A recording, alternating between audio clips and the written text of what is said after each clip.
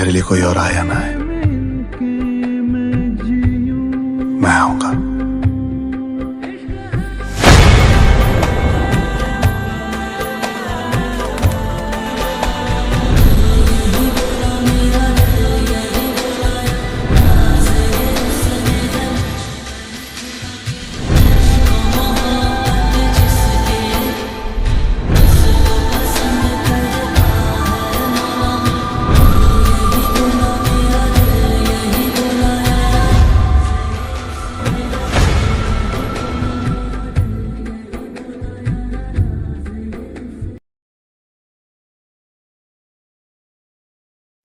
থেয়ং জিমিনের মাথায় হাত বুলিয়ে দেয়। জিমিন বলল, তুই এত সকালে উঠেছিস? থেয়ং বলল, ঘুম ভেঙে গেছে তাই। দেখ, ভিউটা অনেক সুন্দর, তাই না? জিমিন খুব কষ্টে চোখ খুলে এবং বলে, অনেক সুন্দর। থেয়ং বলে, আরে ভালো করে তাকা। জিমিন বলল, আমার ঘুম আসছে। থেয়ং বলল, আচ্ছা, আর একটু ঘুমিয়ে থাক, যা ভিতরে যা। এর ভেতর নামজুন ফ্রেশ হয়ে আসে। জিমিনকে এমন অবস্থায় দেখে নামজুন বলল, কিরে অলস, ঘুম শেষ হয় না তোর? যা ভিতরে গিয়ে আর একটু ঘুমা। জিমিন আবার গিয়ে বিছানায় শুয়ে পড়ে। নামজুন বারান্দার রেলিংটা ধরে দাঁড়িয়ে বলল, বাহ, ভিউটা তো অনেক সুন্দর। থেয়ং বলল, আমিও জিমিনকে সেটাই বলছিলাম। নামজুন বলল, কাল ফ্যান মিটিংয়ে তোকে খুব বিচলিত দেখাচ্ছিল, কেন? থেয়ং বলল, কই না তো। নামজুন বলল, তুই ঠিক আছিস? থেয়ং বলল, টাইম স্কিপ। এর ভেতর ম্যানেজার রফিক আসে। নামজুন রফিককে দেখে বলল, আরে মিস্টার রাইফিক, বলুন কেমন আছেন? রফিক বলল, জি স্যার, ভালো আছি। আমি ভাবলাম আপনারা শুধু বাংলাই বলবেন, বাঙালি খাবার ট্রাই করবেন না? জিন বলল, ওয়াহ, ভালো প্রস্তাব, আমি কিন্তু রেডি। থেয়ং বলল, আমরা সবাই ট্রাই করতে চাই মিস্টার রাইফিক। রফিক বলল, ঠিক আছে, আপনার রেডি হন, আমি নিচে গাড়ি নিয়ে দাঁড়িয়ে আছি। Time skip. সবাই বেড়াতে যাওয়ার জন্য রেডি। ওরা গাড়ি নিয়ে বের হয়ে যায়। রফিক সাহেব ওদের বেড়াতে নিয়ে যায়, বিভিন্ন জায়গায় ঘোরায়, ঢাকার খুব সুন্দর সুন্দর জায়গা দেখায় ওদের। ওরা খুব মজা করে। দুপুর গড়িয়ে আসে। রফিক ওদের একটা রেস্টুরেন্টে নিয়ে যায়। সবার বেশ ক্ষুধা পেয়ে গিয়েছিল। ওদের একটা প্রাইভেট রুমে বসানো হয়, যেখানে নর্মাল মানুষজনের আসা যাওয়া নেই। কিছু সময়ের ভেতর খাবার চলে আসে বাইরে থেকে। সবাই একটু অবাক চোখে তাকিয়ে থাকে। জিন অলরেডি ভিডিও করা স্টার্ট করে। রফিক বলল, অবাক হবে না, এইটা আমাদের ঐতিহ্যবাহী একটা খাবার। নামজুন একটু এক্সাইটেড নিয়ে বলল, এটা নাম কি? রফিক বলল, এর নাম পান্তা ভাত।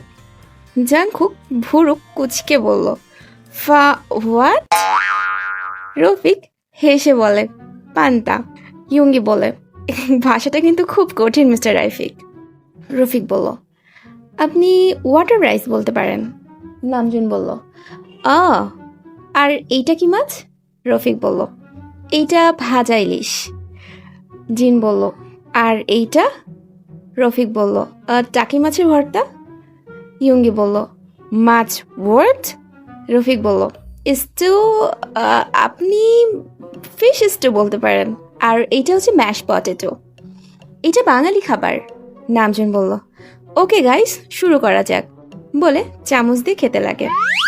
রফিক অট্টহাসি দিয়ে বলে, চামচ না, হাত দিয়ে খেতে হয়, তাহলে এটার মজাটা আপনি অনুভব করতে পারবেন। বলে সবার প্লেটে কাঁচামরিচ তুলে দেয়। সবাই খেতে লাগে। জিমিন বলে, মাছে অনেক কাটা মিস্টার রাইফিক। জিন বলল, আহারে বেচারা, তবে এটা কিন্তু অনেক স্বাদ মিস্টার রাইফিক। থেয়ং সবার দিকে তাকাচ্ছে এবং মুচকি হাসছে। সে কিছু না বুঝে মরিচে কামড় দেয়। সাথে সাথে ওর ঝালে কান, ঠোঁট লাল হয়ে যায়। থেয়ং বলে, উফ, এটা অনেক ঝাল, বলে চিল্লায়। ওদের এইগুলো দেখে রফিক হাসতে হাসতে আর বাঁচে না। রফিক অন্য টেবিলে বসে খাবার খাচ্ছিল। নামজুন বলল, মিস্টার রাইফিক, আমাদের টেবিলে আসুন। রফিক বলল, না স্যার, আমি এখানেই ঠিক আছি। নামজুন বলল, আরে না, কি, আমরা সবাই খাচ্ছি, আপনি অন্য টেবিলে কেন? আসুন না, আমাদের সাথেই বসেন, আপনি আমাদের সাথে বসলে আমাদের ভালো লাগবে। বলে ওনাকে নিজেদের সাথে খেতে বসালো। রফিক থেয়ংয়ের এমন ঝাল লাগা দেখে বলল, স্যার, মরিচ এইভাবে খেতে গেলে কিন্তু ঝাল লাগবে। থেউং অবাক চোখে তাকিয়ে বলে, কিন্তু আমাদের দেশে মরিচ তো ঝাল নেই, মানে আমরা তো এমনিই খাই খাবারের সাথে। রফিক বলল, স্যার এইটা আমাদের দেশি মরিচ, আর বাংলাদেশে মরিচ কিন্তু একটু ঝাল হয়। আপনি যদি এটা রাইসের সাথে কামড়িয়ে খেতে পারেন তাহলে এই ঝালটাই আপনার অনেক মজা লাগবে। বলে দেখালো কিভাবে খেতে হয়। সবাই অবাক হয়ে দেখছে, যেন রফিক তাদের টিচার এবং রফিক তাদেরকে পড়াশোনা করাচ্ছে। Time skip. সন্ধ্যা নেমে আসে। টিম মেম্বার্সরা রেডি হয়ে বের হয় এয়ারপোর্টের উদ্দেশ্যে। লুজিয়া তার আম্মুকে বলল, আম্মু আমার একটু বাইরে যেতে হবে। আম্মু বলল, কেন? লুজিয়া বলল, আম্মু আমার আমার আম্মু রেগে বলল, কি আমার আমার করছিস, কি হয়েছে? লুজিয়া বলল, আম্মু আমি তোমাকে বলতে পারবো না কি কাজ, আমি যেতে হবে। আম্মু বলল, লুজিয়া এসব কি অভদ্রতা, কেন বাইরে যাবি বলতে হবে না? এর ভেতর মাহির ফোন আসে। লুজিয়া বলল, হ্যাঁ মাহি। মাহি বলল, তুই কই? লুজিয়া বলল, তুই কষ্ট পাস না দোস্ত, সব ঠিক হয়ে যাবে। মাহি বলল, কষ্ট মানে বুঝলাম না। লুজিয়া বলল, সব ঠিক হয়ে যাবে, আমি এক্ষুনি আসছি, তুই চিন্তা করিস না দোস্ত। মাহি বলল, ড্রামা কুইন, আন্টি সামনে আছে তাই না? লুজিয়া বলল, আরে হ্যাঁ রে, সব ঠিক হয়ে যাবে দেখিস। মাহি বলল, হয়েছে হয়েছে, আচ্ছা ঠিক আছে রাখি, বাই। বলে ফোন রেখে দেয়। আম্মু বলল, কি হলো কিছুই বুঝলাম না, কি হয়েছে?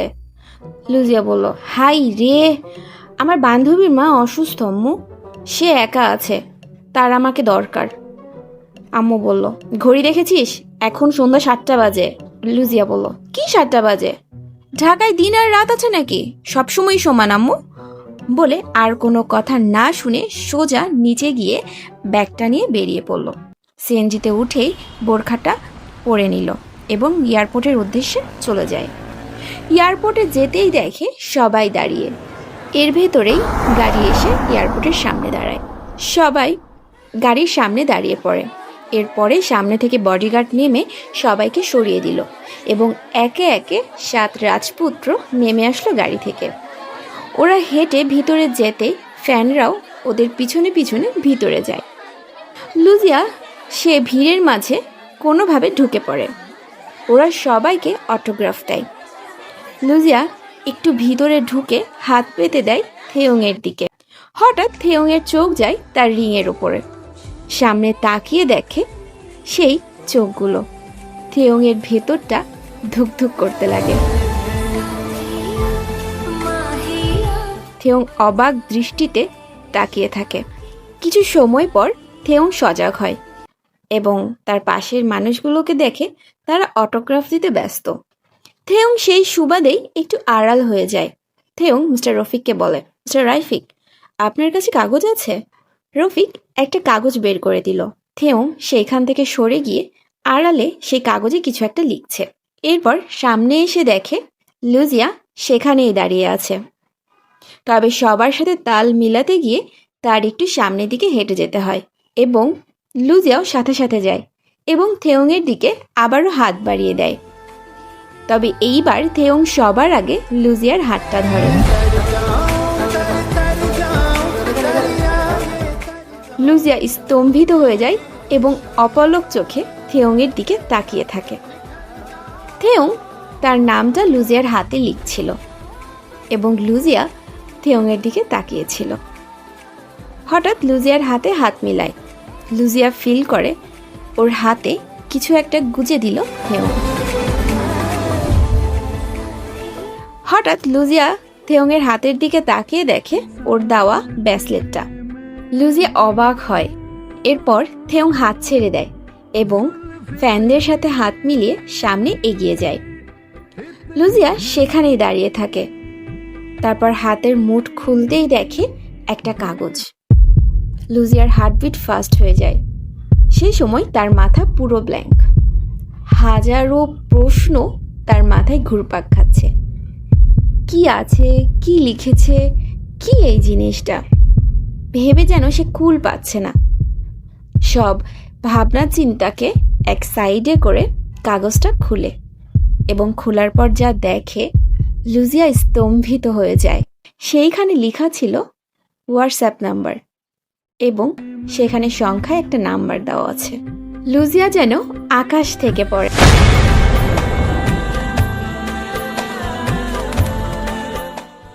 লুজিয়া থেউংকে আর দেখতে পায় না, তাই সে ভিড়ের মাঝে ঢোকার চেষ্টা করে, কিন্তু তাতেও সে ব্যর্থ হয়। তাই আগেকার মতো সেই উঁচু ধাপিতে দাঁড়ায়। থেউং পিছনে ঘুরে তাকালে লুজিয়া মুখের কাপড়টা সরিয়ে মুচকি হাসে। থেউং নিজের চশমা খুলে এবং মুচকি এসে হাত নাড়িয়ে টাটা দেয়। লুজিয়াও টাটা দেয় থেউংকে এবং আরেক হাত বুকের বাঁ পাশে রাখে। থেউং চলে গেল। লুজিয়ার চোখে এইবার কোনো কষ্টের অশ্রু ছিল না, বরং সে খুশিতে পাগল হয়ে যাচ্ছে। সে সোজা মাহির বাসায় গেল। মাহি দরজা খুলতেই জাপটে ধরে লুজিয়া তাকে। মাহি বলল, আরে কি হলো তোর? লুজিয়া বলল, আমি পাগল হয়ে যাব, আমি মনে হচ্ছে জ্ঞান হারাবো মাহি, সত্যি আমি পাগল হয়ে যাচ্ছি। মাহি বলল, কেন, কি হয়েছে তোর শুনি একটু? লুজিয়া কাগজ খুলে সামনে ধরলো। এই দেখ, থেউংয়ের নাম্বার। মাহি বলল, কি, সত্যি? লুজিয়া মাথা নাড়ায়। দুইজন একসাথে খুশিতে চিল্লায় ওঠে। লুজিয়া আবারও বলল, আর আমার দেয়া ব্যাসলেট ওর হাতে দেখেছি জানিস? মাহি বলল, কি বলিস? লুজিয়া বলল, সত্যি রে, ওফ, আজকে আমি মনে হচ্ছে পাগল হয়ে যাব, আমি যে আজকে এত খুশি ভাই। মাহি বলল, পাগল তো আমি হচ্ছি তোর খুশি দেখে। দুজন ঘর বন্ধ করে বিটিএস এর গান চালিয়ে উড়াধুরা নাচ শুরু করে।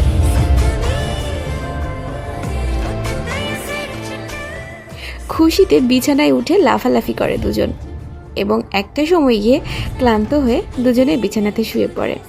লুজিয়া বলল, মাহি, এই যে নাম্বারটা আমাকে থেউং দিয়েছে, এটা তুই আর আমি ছাড়া কেউ জানবে না, ঠিক আছে? মাহি বলল, চিন্তা করিস না, এটা আমার পর্যন্তই থাকবে। Time skip. 5 ঘন্টা পর ওরা কোরিয়ার মাটিতে পা দেয়। থেউং হোটেলে গিয়েই ফোন চেক করে, কিন্তু তখন কোনো টেক্সট আসেনি। থেউং দেখে সবাই গল্প করছে, তাই সে একটা সাইডে গিয়ে ব্যাগ থেকে খাম বের করে এবং সেটা ওপেন করতেই ভিতরে কেমন যেন হয়ে ওঠে। থেউং সেটা খুলে দেখে একটা বার্থডে উইশ কার্ড।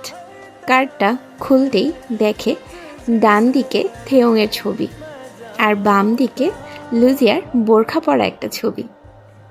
থেউং দেখে তার নিচে একটা লেখা আছে। থেউং সেটা পড়ে। লুজিয়া লিখেছে, happy birthday Theung, our cute boy. আমি কিন্তু জন্মদিনের তারিখটা ভুলিনি, তবে তোমার বার্থডেতে তোমাকে এত কাছ থেকে দেখব আমার জন্য সত্যি এটা সারপ্রাইজ এবং খুব সুন্দর একটা মুহূর্ত ছিল। তাই রিটার্ন গিফট হিসাবে এই কার্ড, আশা করি তোমার ভালো লাগবে। থেউং লুজিয়ার ছবির দিকে তাকিয়ে মুচকি হাসে।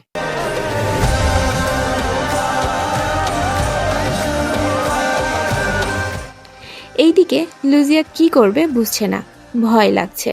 সে মেসেজ লিখে এবং আবারও কেটে দেয়, আবারও লিখে আবারও কেটে দেয়। লুজিয়া বলল, উফ, আমি কি করব, এত ভয় লাগছে কেন, কি লিখবো ওরে বুঝতেই তো পারছি না। এইভাবে 3 দিন চলে যায়।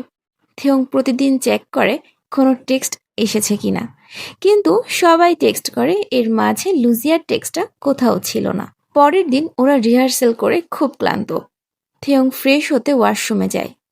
তখন ওরা 7 জন একসাথেই থাকতো কাজের জন্য। থেউং মুখ ধুতেই দেখে ওর হাতের ব্যাসলেটটা নেই। থেউং অবাক হয়ে বলল, আমার ব্যাসলেট? এদিক ওদিক তাকিয়ে দেখে ব্যাসলেটটা নেই। সে বলতে শুরু করলো, আমার ব্যাসলেটটা কই, তোরা কেউ দেখেছিস আমার ব্যাসলেটটা কই? বলে বাইরে আসে, সারা ঘর খুঁজে। চেহব বলল, কি খুঁজছিস ভাই? থেউং কোনো কথা না বলে একভাবে খুঁজতে থাকে।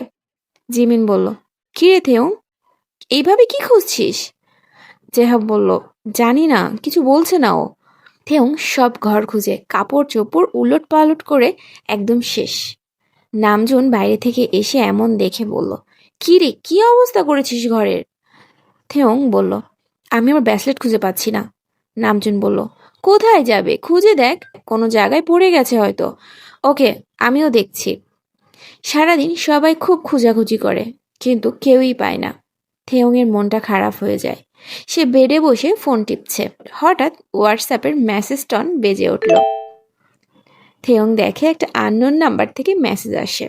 থেয়ং সাথে সাথে নোটিফিকেশনে ক্লিক করে। দেখে একটা ভিডিও ক্লিপ। থেয়ং কিছু না বুঝে ভিডিও ক্লিপটা প্লে করে। দেখে চারপাশ অন্ধকার এবং সে অন্ধকার থেকে একটা মেয়ের কণ্ঠ ভেসে আসে। পৃথিবীতে আমি 3টা মানুষকে সবচেয়ে বেশি চাই, মা বাবা। বলতেই একটা মোমের আলো দেখতে পাই থেয়ং। মেয়েটি আবারও বলল, আর তুমি, বলে মোমের কাছে হাত নিয়ে আসে এবং বলে, তুমি এই আলোর মতো যা আমার মনের অন্ধকারটুকু দূর করে।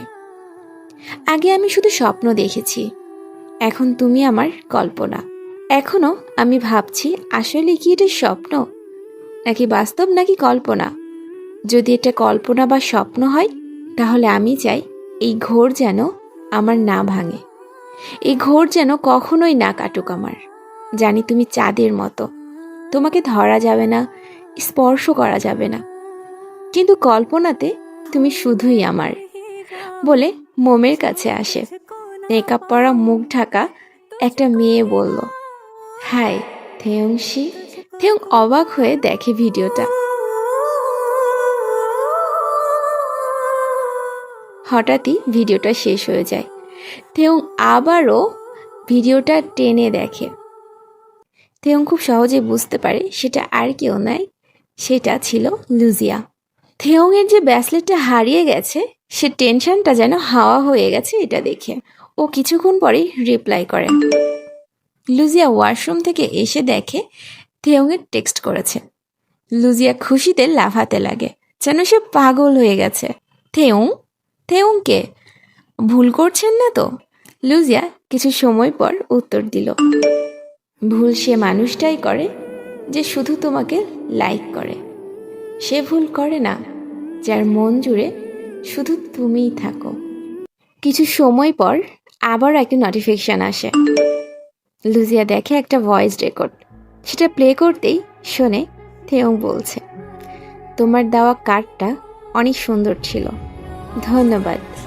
লুজিয়া থেয়ংয়ের কণ্ঠ শুনে স্তম্ভিত হয়ে যায়। অডিও ক্লিপটা শেষ হলে সে আবারও টেনে অডিও ক্লিপটা শোনে এবং বালিশ জড়িয়ে ধরে বিছানাতে শুয়ে গড়াগড়ি খায়। নিজের খুশি সে প্রকাশ করবে কি করে বুঝতে পারে না। এরপর আরও একটা টেক্সট আসে, যা দেখে লুজিয়া বিছানাতে লাফাতে শুরু করে খুশিতে। সেইখানে লেখা ছিল, আমি কিছুক্ষণ পর তোমার সাথে কথা বলতে চাই। লুজিয়া বলল, আমি এখন কি করি? ও আমার সাথে কথা বলবে? সত্যি? লুজিয়া দ্রুত রান্নাঘরে গেল, গিয়ে আদার চা করে এবং সেটা পান করে এবং সাথে করে মধু ঘরে নিয়ে গেল। ফোনের রেকর্ডিং অন করে সে নিজের কণ্ঠ নিজে শোনার জন্য বলল, হ্যালো। তারপর নিজে নিজে রেকর্ডটা প্লে করে শুনে তার মনের মতো হয় না। আবার 1 চামচ মধু খায় এবং বলল, হ্যালো থেয়ংশি। আবারও শুনে এইবারও ভালো লাগে না। আবার রান্নাঘরে গিয়ে গরম পানি করে এবং ঘরে নিয়ে আসে। 1 চামচ মধু দেয় প্রথমে, ভাবে 1 চামচ দিয়ে হয়তো হবে, কিন্তু কি মনে হলো 3 চামচ মধু দিয়ে দেয়। এরপরে ভাবে কম হলো না তো, তাই 5 চামচ পূরণ করে। সেটা খুব মিষ্টি হয়ে যায়। লুজিয়া একটু খেতেই কেমন যেন লাগে, সেটা আবার রেখে দেয় এবং শুধু নর্মাল পানি পান করে। এইদিকে থেয়ং ভাবে কোথায় গেল ওর ব্রেসলেটটা। সে রিহার্সাল রুমে যায় এবং আবারও খুঁজে। এর ভেতর জিমিন আসে। জিমিন বলল, কিরে এইটা খুঁজছিলিস? থেয়ং চমকে যায়। থেয়ং বলল, তুই কোথায় পেলি? জিমিন বলল, রিহার্সাল করতে করতে এটা খুলে গিয়েছিল হয়তো, নে ধর। উফ, পাগল করে দিয়েছি সবাইকে। আচ্ছা বাইরে যাবি? থেয়ং বলল, না তোরা যা, আমি একটু রেস্ট করব। জিমিন বলল, ওকে। সবাই চলে গেল। এর ভেতর ফোন দেয় থেয়ং। লুজিয়া চমকে ওঠে, হাত পা ঠান্ডা হয়ে যায়, তার হাত কাঁপতে শুরু করে। লুজিয়া কল রিসিভ করতেই ওপাশ থেকে যখন থেয়ং বলে ওঠে, হ্যালো মিস ব্ল্যাক, লুজিয়ার দম আটকে আসছিল, সারা শরীর ঠান্ডা হয়ে যাচ্ছে। মাথা যেন একদম ব্ল্যাঙ্ক, মনের ভিতর ঝড় উঠে যাচ্ছে তার, হাত পা ঠান্ডা হয়ে গেছে, হার্টবিটটা যেন ধুক ধুক করেই চলেছে। লুজিয়া ফোনটা কানে ধরেই ছিল। থেয়ং কোনো সাড়া না পেয়ে আবারও বলল, হ্যালো, কেউ আছেন ওপাশে? ওর ডিপ ভয়েস যেন লুজিয়াকে কাঁপিয়ে তুলছিল। লুজিয়া কাপা গলায় বলল, হ্যালো। থেয়ং হেসে বলল, তোমার গলা কাঁপছে?